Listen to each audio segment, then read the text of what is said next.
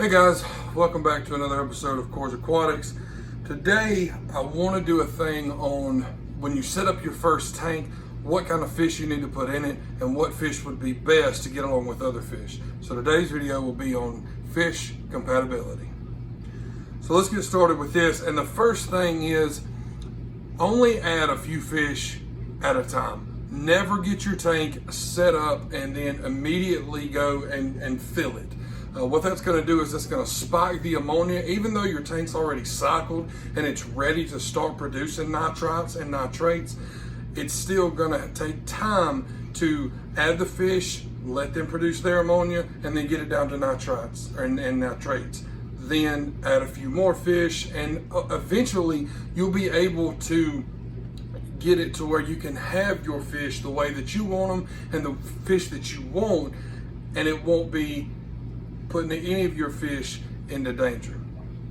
So the first thing I wanted to point out is pretty does not mean nice. A lot of the pretty fish, such as cichlids, are not nice. My stepdad has two beautiful cichlids, and he just added a third in there.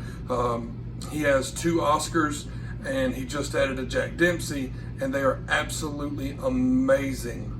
But if he was to come over here and put one of those fish in my tank, unfortunately, everything in my tank would be a snack because they just don't get along with each other, and the Oscars and the Jack Dempseys are more territorial than my fish are. One, my fish are way smaller than his. His are about the size of my hand, and will get bigger.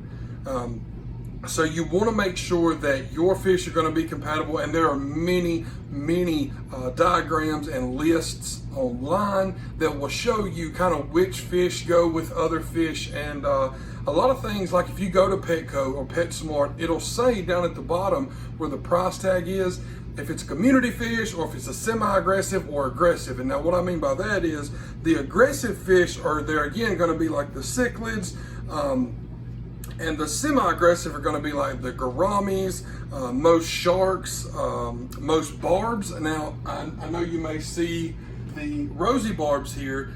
They are barbs, but they're not like the tiger barbs. Tiger barbs are really, well, I'm not going to say aggressive, but they are semi-aggressive, especially if they get into a school and they kind of get their own territory in the tank. Well, then it's kind of over for whatever else is in there, unless you have another semi-aggressive school or a fish that can kind of defend himself, because they're going to kind of pick out sides of the tank on their own if you have a big enough tank.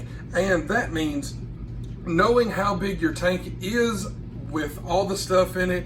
I actually think I have a bit too much decorations in mine. I have two dragons, one of the small dragons, a larger dragon. I have the temple here, and I also have a little bamboo piece that I just thought was cool, and would really go well with the dragons.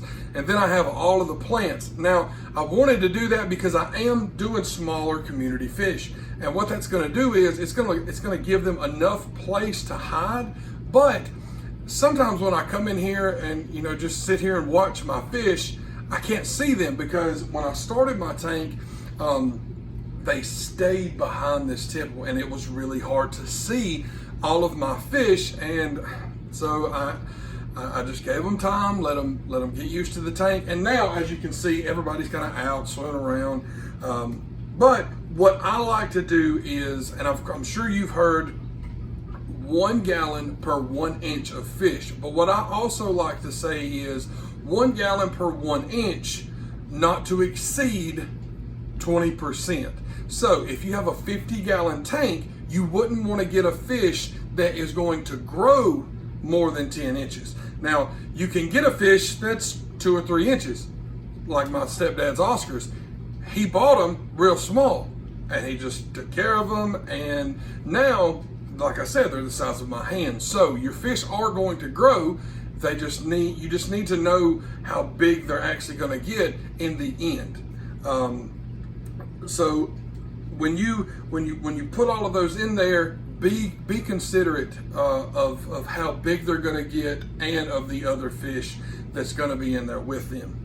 So you got two kind of types of fish. You got slow movers and you got fast movers. Like those rosy barbs are always moving, just all the time. And so you wouldn't want to put them in there with some slower moving fish like the angels or the discus fish, because it's going to kind of stress them out. The angelfish do not like to have fish fast swimming around them and just moving all the time. Angelfish are just kind of angelic. They like to swim around very gracefully, and they may move to get their food, but other than that they just kind of hang out, and just like the discus, they're very chill, very calm, very relaxed. And then with the fast movers, they're a joy to watch. They, like I said, the rosy barb's always moving, and I love, as soon as I put them in there, even when I was acclimating them to the tank, they were in the bag, they were just moving and moving and moving, and I was like, oh man, I hope that they don't come in here, because I was very, very afraid of ever putting barbs in a community tank because of what I've heard, with the tiger barbs. But I got to my local pet store up here at Fins and Critters, and he told me, he said they're fine. Rosy barbs are not as aggressive as like the tiger barbs.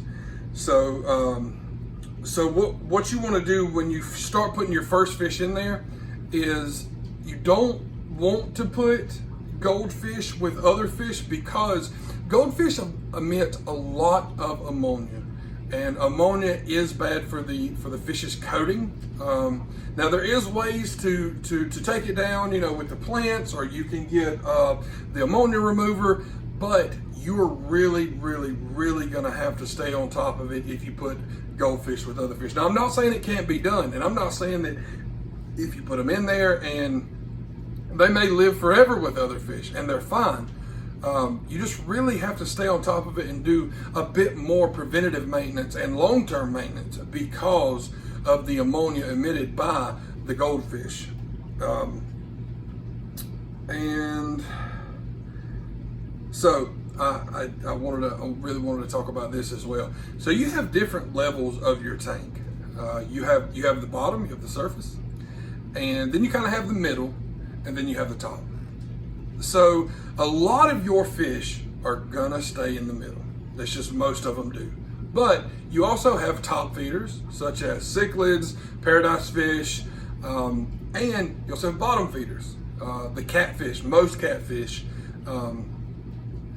the loaches. I've got my loaches around here somewhere, but and so my angelfish, every time I feed them, my paradise fish, sorry. So my paradise fish, every time I feed my paradise fish, they'll almost jump out of the water, and being as little as they are, and I don't have a big hole in this tank to feed through, but still, as being as little as they are, they can still jump out, and I'm so scared every time I feed them.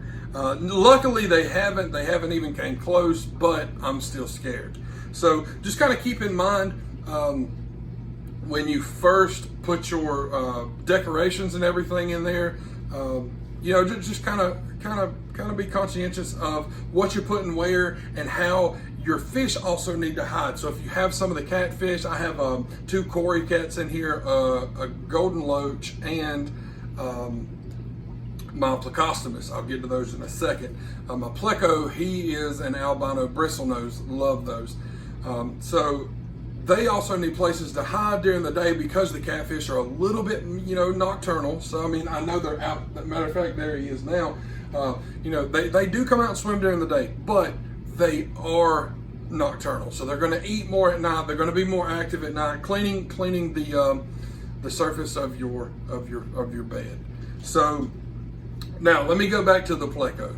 So when you go into PetSmart, Petco, or some of your local fish stores, you are gonna ask for an algae eater eventually. Most people do. So, and they're gonna say, yeah, here's the common plecostomus or pleco. What they don't tell you is the common pleco can go up to 2 feet.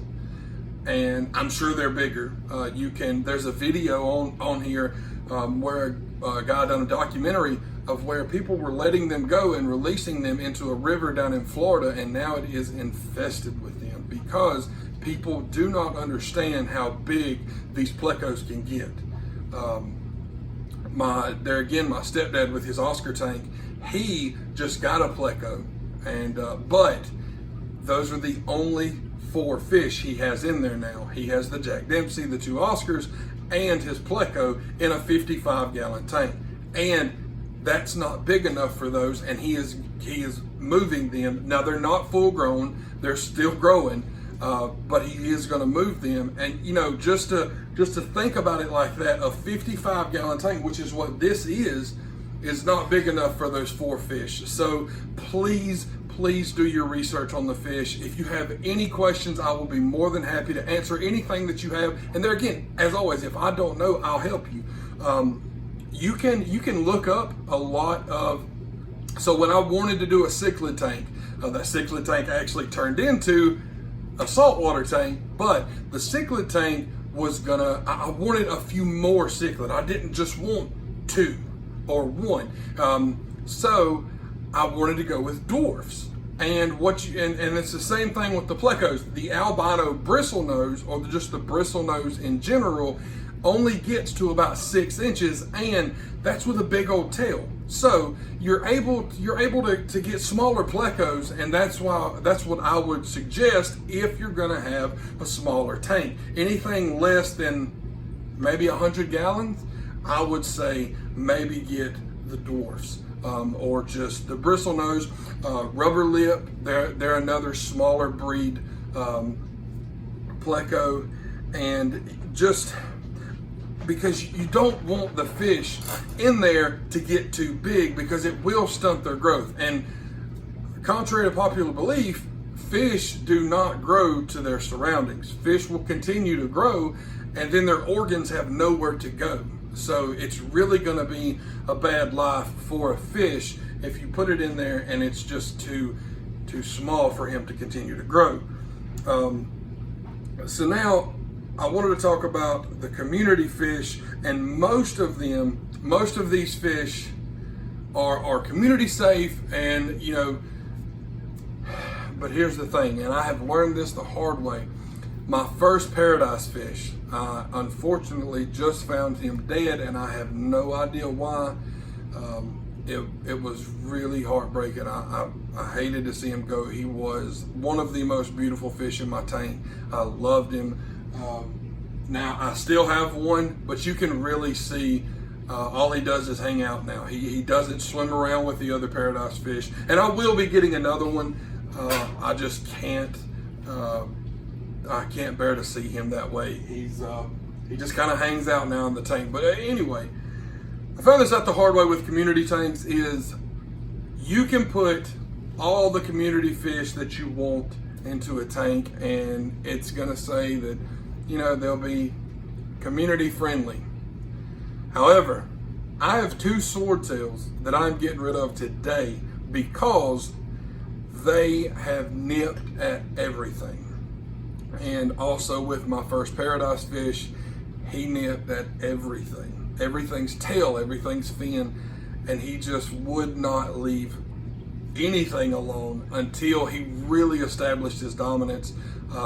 I left him in there for just a few days, and he finally kind of cooled down.